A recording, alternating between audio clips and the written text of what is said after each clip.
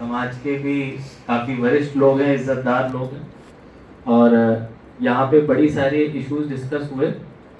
तो एक तो जैसे कुछ लोगों ने बोला भी कि भाई आप यंग ऑफिसर हैं, हम हमसे एक्सपेक्ट करते हैं।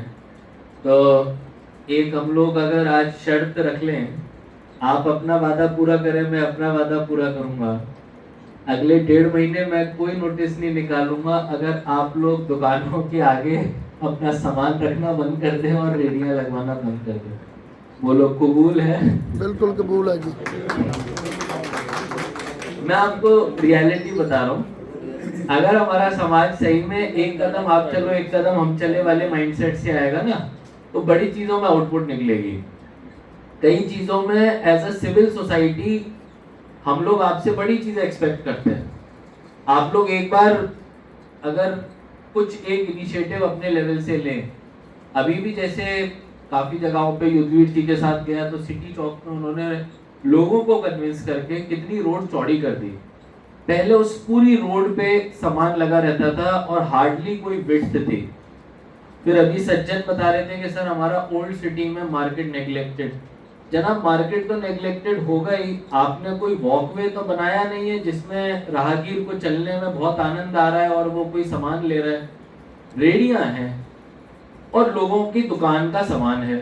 अगर दुकान में 1000 किलो सामान रह सकता है और वो 2000 किलो रखना चाहता है तो उसको कौन रोकेगा? अगर उसके पास गोडाउन नहीं है तो वो पे फुटपाथ पे रखेगा। तो मैं आपको ऑफिशियल सेंस में समझ लें, लेकिन मैं सही में गारंटी दे रहा हूँ कि अगर आप लोग सारे अपने दुकानों का सामान पीछा कर लें और रेडिया हटवा दें तो 1.5 महीने हम लोग आराम करेंगे। थोड़े दिन के लिए हम लोग कोई नोटिस नहीं निकालेंगे किसी को।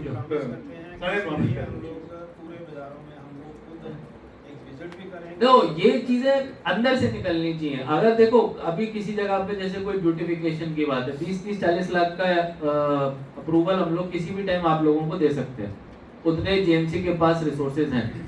अगर आप लोग बोले कि भाई सर देखिए ये बिफोर की फोटो है, अब मैंने इसको ठीक कर दिया, पीछे कर दिया, आप प्लीज मेरा फुटपाथ अच्छा कर दो। जैसे जानीपुर में मैं मार्केट में जाता था तो वहां पे लोग कहते थे कि सर लेडीज के लिए कोई बाथरूम की जगह नहीं। ट्रैफिक पुलिस से बात करके सब लोगों से लड़ झगड़ के किसी न किसी तरह हमने वहां पे टॉयलेट बनाई और अब वो बन भी गई है और बहुत ही जल्द इनॉग्रेट होने वाली है। तो कम से कम 7 या 8 जगहों पे मार्केट में टॉयलेट बनी, इनके शिव मार्केट में भी बनी टॉयलेट, वहां जा रहे हैं।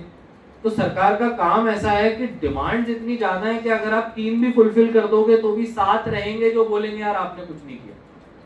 वो नेचर ऑफ जॉब है। तो वो तो हम अच्छी चीज मानते हैं कि हमें थोड़ी कुछ कड़वी बातें सुनने को मिल जाती हैं तो we take it in a STRIDE.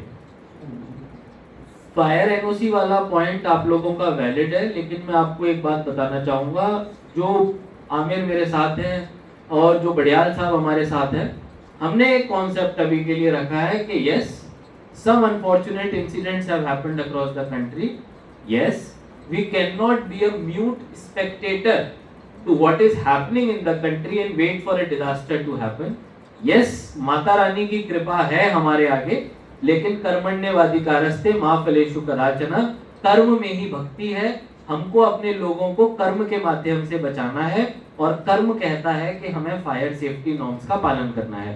Yes, there are issues of corruption, there are issues of misuse of these kind of orders.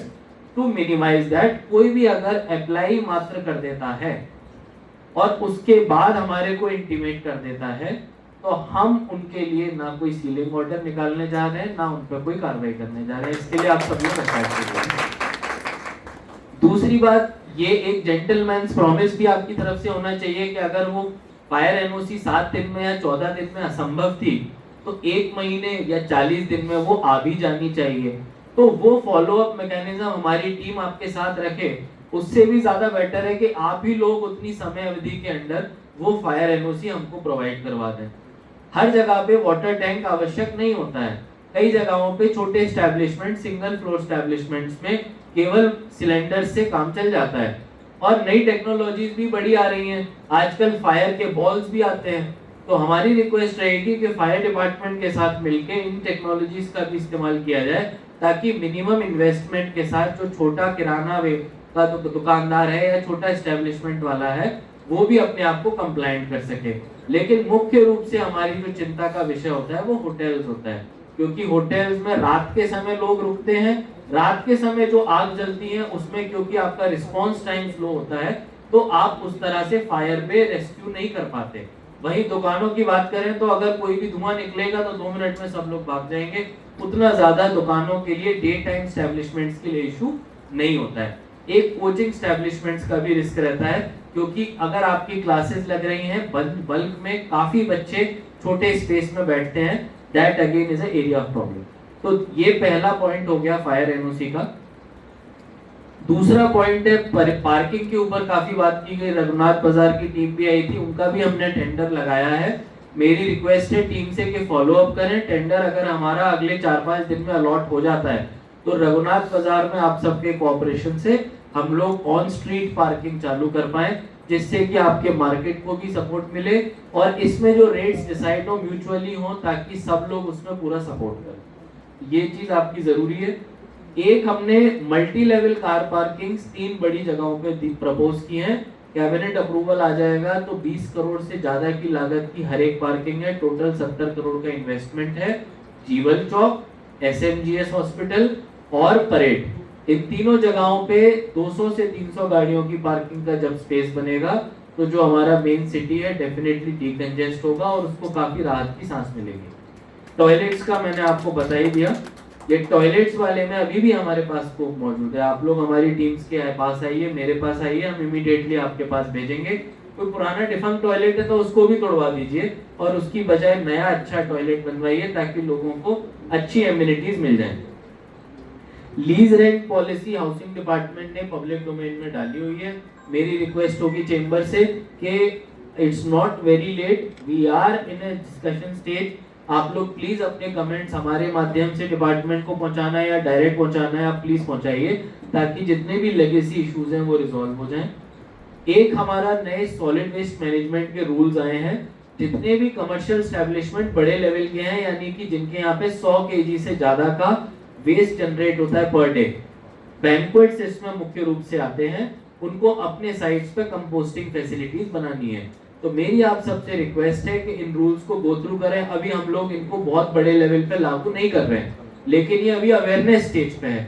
Awareness stage पे आप लोगों को जानकारी होना जरूरी है कि सॉलिड वेस्ट के रूल्स में बड़े कमर्शियल एस्टेब्लिशमेंट्स की क्या जिम्मेदारी है, तो काफी लेवल पे लोगों को राहत मिलेगी। एक, हर बार फ्लड्स आते थे तो बोला जाता था कि नालों के ऊपर क्या काम हो रहा है।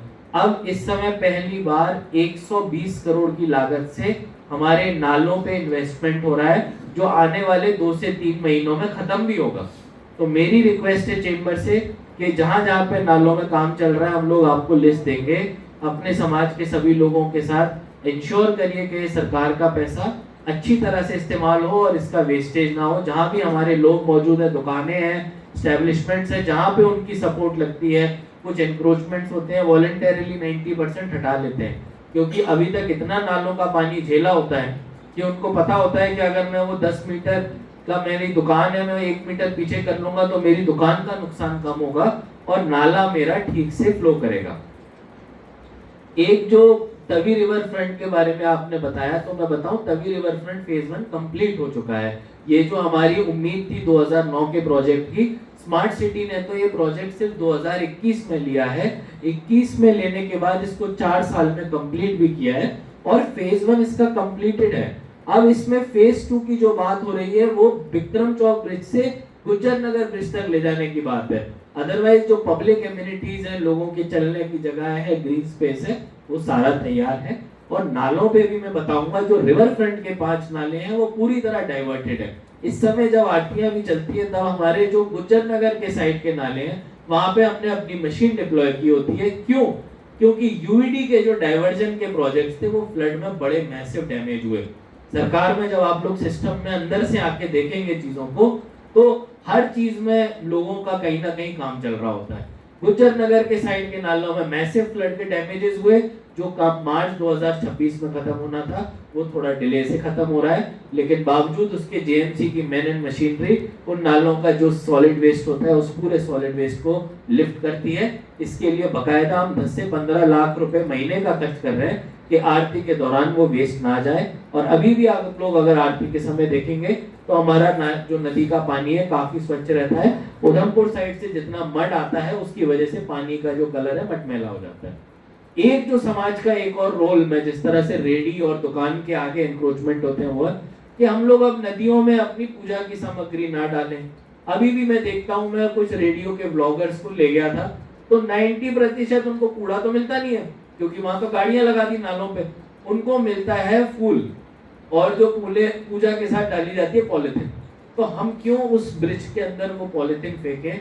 हम लोग पूजा की सामग्री को विसर्जित करने के लिए दान पात्र और पात्र बाकी जगह लगा रहे हैं, वहीं पे आप लोग डालिए। समाज के लोगों को इसमें इन्वॉल्व होने की जरूरत है और हम लोग इसको करके भी दिखाएंगे। एक आपने मार्केट की बात की भगवती नगर वाली, भगवती नगर में जो आपका कनाल के पास जो मार्केट है सब्जी वाली है, चंद्रभागा में इसीलिए नहीं कर पाएंगे क्योंकि चंद्रभागा में पार्किंग की आवश्यकता है। वहां पे एक नया प्रोजेक्ट आ रहा है पार्किंग का, लेकिन जरूर इन लोगों को कहां पे हम लोग रिलोकेट कर सकते हैं उसके ऊपर हम लोग काम करेंगे। जो नए बिल्डिंग बायलॉज आए हैं उन बिल्डिंग बायलॉज के बारे में अभी भी लोगों के अंदर बहुत कम जानकारी है। कमर्शियल एस्टेब्लिशमेंट को काफी हद तक रियायतें दी गई हैं जिससे कि आप लोगों को जितना कवरेज पहले मिलता था अब उससे कई गुना ज्यादा कवरेज आप ले सकते हैं। और रिहायशी रेसिडेंशियल इलाकों को तो मैं कहूंगा 90% छूट दे दी गई है। अब जो सेटबैक्स का रिक्वायरमेंट होता था उतना मुश्किल नहीं रहा है और मैक्सिमम एरियाज में जो लोगों के घर बनते हैं अब विद मिनिमल सेटबैक आपके घर बन जाया करेंगे। आप लोगों से बस एक ही रिक्वेस्ट है कि हमारे टाउन प्लानर भी आ जाएं कि थोड़ा सा उन बिल्डिंग बायलॉज के ऊपर जानकारी लीजिए। अगर कोई टेक्निकल सेशन भी लेना है तो भी हमारी टीम देने को तैयार है ताकि लोगों तक ये मैसेज पहुंचे कि अब हम वो पुराने समय में नहीं रह सकते कि भाई मेरी जमीन है तो मैं अपनी जमीन में जो बनाऊं मेरी मर्जी। हमको देखना पड़ेगा पार्किंग को भी, हमको देखना पड़ेगा बिल्डिंग प्लान को भी। और काफी सारे कमर्शियल एस्टेब्लिशमेंट जिनको 2017 के पहले के बने हैं, अगर हम उनको अभी नोटिस दे भी रहे हैं तो या फायर का दे रहे हैं या पार्किंग का दे रहे हैं, किसी बिल्डिंग को नहीं दे रहे हैं कि आपके सेटबैक ज्यादा है या कम है। उसका रीजन है क्योंकि अगर आपका ओवरऑल कवरेज बढ़ गया है या आपने फ्लोर्स ऐड कर दिए हैं, उसकी जो गाड़ियां आ रही हैं वो गाड़ियां कहाँ जा रही हैं? सड़क पे जा रही हैं। अगर सरकार से आप लोग एक्सपेक्टेशन रखते हैं कि वो पार्किंग प्रोवाइड कराए तो आपके एरिया में कितना कमर्शियल एस्टेब्लिशमेंट लग सकता है, सरकार ने उसको भी रिस्ट्रिक्ट किया हुआ है, लेकिन उसको कोई मानता नहीं है। अगर उस रिस्ट्रिक्शन के बियॉन्ड कमर्शियल जाएगा तो डेफिनेटली गाड़ियां सड़कों पे लगेंगी, गाड़ियां सड़कों पे लगेंगी तो शहर चौक होंगे, एम्बुलेंसेज रुकेंगी। तो किस प्रकार का डेवलपमेंट हम लोग चाहते हैं वो हमको देखना पड़ेगा। अगर हम कुछ चीजें अपने लेवल से करें इनिशिएट तो मुझे लगता है कि एडमिनिस्ट्रेशन भी कंपेल्ड होगा आपकी बातों को मानने के लिए और आपके बातों पे इमीडिएट एक्शन के लिए। और मुझे लगता है इस तरह के डिस्कशंस आगे भी होते रहने चाहिए। एक अच्छा इंटरेक्टिव सेशन था। मैं चाहूंगा कि जो आज के हमारे टॉकिंग पॉइंट्स हैं इस पे हम लोग आगे काम करें ताकि एक एलिमेंट ऑफ ट्रस्ट के साथ ये पूरा जो हमारा रिलेशन है आगे बढ़ सके। Thank you.